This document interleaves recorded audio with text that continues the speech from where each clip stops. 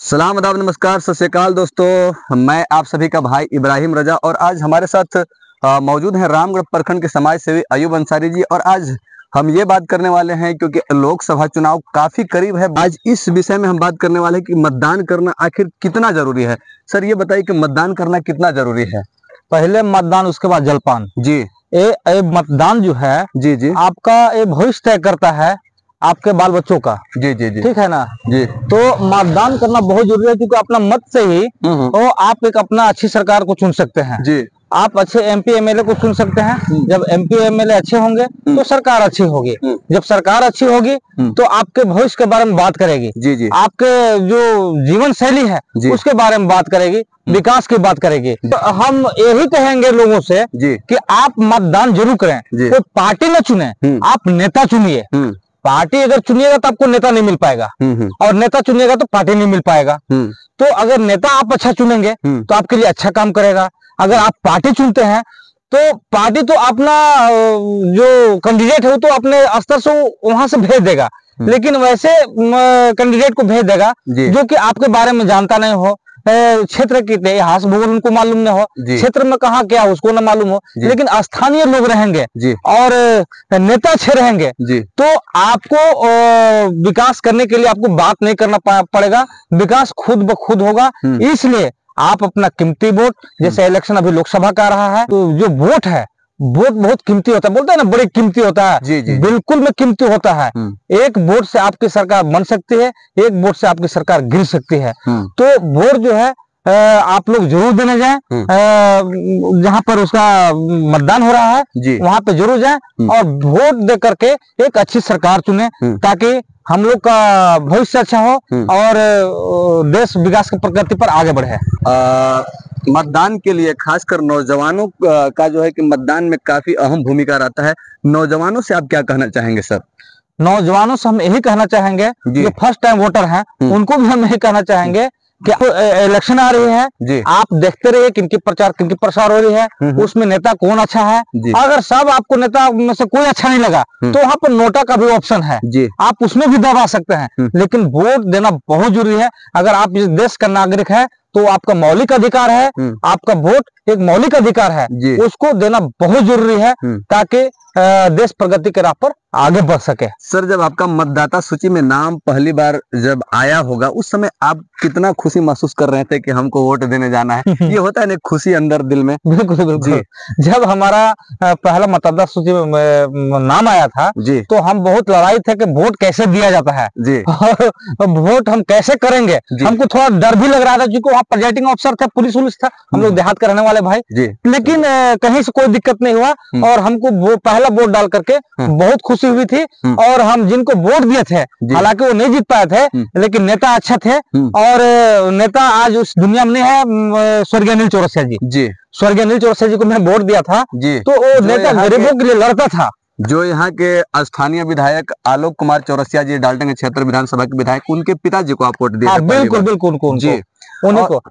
Sir इस बार उपायुक्त पलामू महोदय का कहना है कि इस बार 80% से ज्यादा मतदान यहाँ पे हो, लोगों को जागरूक किया जा रहा है, गांव घर में सभी को मतदान के बारे में बताया जा रहा है, तो आप क्या कहेंगे? देखिए उपायुक्त पलामू को बहुत अच्छा सोच है और उनको हम धन्यवाद देना चाहेंगे कि सभी वर्ग के लोगों को सजग कर रहे हैं और उनको मोटिवेट कर रहे हैं। और हम लोग भी गांव देहात के लोग भी एज ए आम पब्लिक के पास मोटिवेट करेंगे कि आप लोग ईमानदारी के साथ एक ईमानदार अच्छा नेता चुनिए, अच्छा विधायक चुनिए, अच्छा सांसद चुनिए, तब जाकर आपका अच्छा सरकार रहेगा। तो उस परिस्थिति में हम लोगों से भी आह्वान करना चाहेंगे कि इस जो लोकसभा का भी जो चुनाव होने वाला है उसमें तरह तरह के लोग आएंगे, लोभ देंगे, लालच देंगे, मुर्गा देंगे, खसी देंगे। तो ऐसे लोभ लालच में नहीं फंसना है। आपको 5 साल के अंदर मुझको कहीं याद नहीं पड़ता है मुर्गा खसी का, और इलेक्शन में दे मुर्गा दे दारू दे साला खसी और जितने के बाद क्या करेंगे जानते हैं? 5 साल तक खसी और मुर्गा आपको बना देंगे। आप खसी मुर्गा की तरह काटते रहेंगे, आपका बाल बच्चा को भविष्य अंधकार में डालते रहेंगे और उनके पेट भरते रहेंगे। हमारे झारखंड के जैसे आदिवासी लोग हैं, दलित पिछड़े वर्ग के जो लोग हैं, सभी का हक अधिकार कहीं ना कहीं जो मिलना चाहिए वो अभी भी नहीं मिल पा रहा है। आखिर देश आजाद हुए 1947 से अब तक हमारे देश में अगर किसी चीज की कमी है तो आप भी जान रहे होंगे कि जहां भी चले जाइए वही रोड, वही नाली, वही वृद्धा पेंशन, वही रोजगार कार्ड, वही राशन, सारे चीज के लिए समझिए कि बातें चलते रहती है। तो आखिर ये सब अभी तक पूरा क्यों नहीं हो रहा है? तो इसमें तो कहीं ना कहीं जो हमारे देश के जो बड़े बड़े नेता हैं उन लोग भी हमें लग रहा है कि जिस तरह से उन लोगों को काम करना चाहिए उस तरह से ईमानदारी पूर्वक से नहीं कर पा रहे हैं। आखिर तभी तो गरीबों की समस्याएं और परेशानी दूर नहीं हो पा रही है। जिस दिन पब्लिक ईमानदार हो जाएगा जी, उस दिन नेता भी ईमानदार हो जाएगा। तो आपको क्या लग रहा है कि पब्लिक ईमानदार आखिर कैसे नहीं हो पा रहा है? पब्लिक की ईमानदारी पर आप सवाल उठा रहे हैं, ये क्या है? देखिए, देश में शिक्षा की कमी है, चिकित्सा की कमी है, और उसमें जो सरकार चुनी जा रही है वो शिक्षा और चिकित्सा को मजबूत नहीं करना चाह रही है। जिस दिन शिक्षा व्यवस्था मजबूत हो जाएगा वैसे करप्शन से जो पैदा हुए नेता हैं वो फिर दोबारा सत्ता में नहीं आ पाएंगे, क्योंकि लोग शिक्षित हो जाएंगे। लोग शिक्षित नहीं है इसलिए उसको दारू मुर्गा और पैसे के बल पर उनको लोभ लालच दिवा करके वो गलत जगह पे वोट करवा ले रहे हैं, समझ गए। लेकिन हम अभी इस दौर में नौजवान से खास करके नौजवान वर्ग जो देश का तकदीर और तस्वीर बदल सकते हैं उनसे रिक्वेस्ट करना चाहते हैं, शहर से लेकर देहात तक, देहात से लेकर गांव तक और गांव से लेकर झोपड़ी तक, सबसे हम आह्वान करना चाहेंगे कि आप इलेक्शन में पार्टी मत चुनिएगा, आप नेता चुनिएगा जो नेता आपके सुख दुख में रहता है, और उनको एक मुश्त से वोट दीजिए और अपना भविष्य को सुधारने की कोशिश कीजिए। और सरकार से भी आह्वान करना चाहूंगा कि जिस तरह से इलेक्शन करा रहे हैं तो वाकई में जनहित में वो काम करना चाहते हैं तो देश में समान शिक्षा और समान चिकित्सा का अधिकार लागू कर दे, शिक्षा का अधिकार कानून लागू कर दे, समान शिक्षा का अधिकार, समान चिकित्सा का अधिकार। तो उस परिस्थिति में अगर राजा का बेटा भी हो या बड़ा का बेटा भी, छोटा का बेटा भी एक जैसे स्कूल में पढ़ेंगे, एक जैसे हॉस्पिटल में उनकी इलाज होगी, तो यहाँ देश का जो शिक्षा व्यवस्था है खुद ब खुद सुधर जाएगी। एक मिनिस्टर का बेटा अगर सरकारी स्कूल में पढ़ता हो और एक गरीब का बेटा भी सरकारी स्कूल में पढ़ता हो तो हम खुद ब खुद हम देखते हैं कि देश का जो शिक्षा नीति है वो अपने आप सुधर जाएगी। इतना हो पोपो करने की आवश्यकता नहीं है। एक सवाल हम आपसे करना चाहेंगे, आप जैसे अभी बोले कि चुनाव का समय आ रहा है, नेता लोग आएंगे, पैसा का लालच देंगे लोगों को, वोटरों को कि इतना पैसा ले लीजिए, वोटिंग दीजिएगा। अच्छा ये बताइए, एक वोट का कीमत कोई लगाया जा सकता है या नहीं? एकदम नहीं लगाया जा सकता है। जिस तरह आपके घर में एक बहू बेटी है उसी तरह वोट भी है, और वोट का अधिकार आपका मौलिक अधिकार है। बिल्कुल। जिस तरह हम बहू बेटी का सौदा नहीं कर सकते हैं उस तरह वोट का हम सौदा नहीं कर सकते हैं, और इसको समझाना होगा क्योंकि ये आपका एक वोट बहुत कीमती होता है।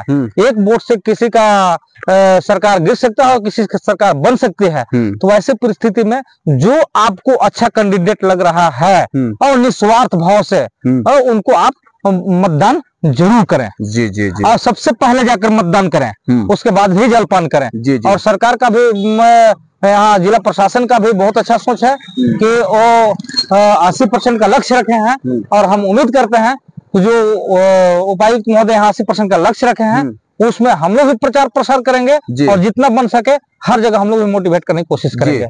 और बाकी जितने भी आप सब लोग देख रहे हैं सभी से मैं कहना चाहूंगा, जो शिक्षित व्यक्ति हैं और जागरूक व्यक्ति हैं, गांव के जो समाज सेवी व्यक्ति हैं, सभी से मैं कहना चाहूंगा, जैसे हमारे उपायुक्त महोदय जी, पलामू के उपायुक्त महोदय जी का बहुत सराहनीय कार्य है, बहुत ही अच्छा मोटिवेट लोग कर रहे हैं। 80% पार समझिए कि इस बार मतदान का उम्मीद जताया जा रहा है, लगाया जा रहा है। तो आप लोग भी सभी लोगों को जागरूक करें, जो लोग मतदान के बारे में अच्छे से नहीं जान पा रहे, वैसे लोगों को बताइए कि मतदान करना कितना जरूरी है भारत देश के एक नागरिक को।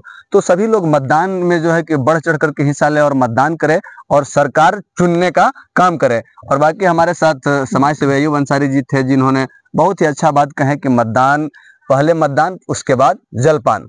तो आप सब इस बात पे ध्यान कीजिए और इस वीडियो को ज्यादा से ज्यादा शेयर कीजिए ताकि जो लोग जागरूक नहीं हैं वो लोग जागरूक हो सके। हमारा यही प्रयास था। और आप सब अपना राय कमेंट बॉक्स में जरूर रखिएगा। मिलते हैं नेक्स्ट वीडियो में, तब तक के लिए जय हिंद, नमस्कार।